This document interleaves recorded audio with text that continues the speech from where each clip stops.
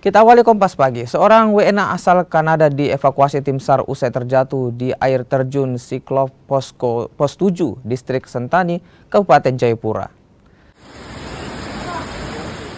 Tim SAR Jayapura mengevakuasi WNA asal Kanada bernama Kevin Martin setelah terjatuh dan alami cedera saat hiking di air terjun Cyclop, Distrik Sentani, Kabupaten Jayapura.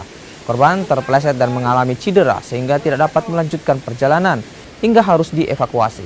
Proses evakuasi butuh waktu 7 jam dengan menempuh medan yang terjal dan juga sempit. Korban berhasil kita evakuasi sampai di pos 7. Kemudian korban kita evakuasi menuju ke rumah sakit Yowari untuk dilakukan pemeriksaan dan penanganan lebih lanjut dan kita serahkan ke keluarga. Terkendala karena memang medannya cukup sulit. Jadi teman-teman itu sampai di atas kurang lebih pada pukul 8 malam atau pukul 20.